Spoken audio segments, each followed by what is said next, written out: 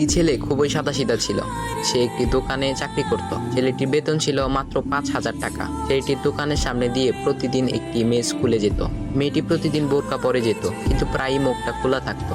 একদিন হঠাৎ করে ছেলেটির নজর পড়লো মেয়েটির দিকে। এভাবে বেশ কয়েকদিন যাবার পর মেয়েটি বুঝতে পারলো ছেলেটি তাকে লক্ষ্য করে।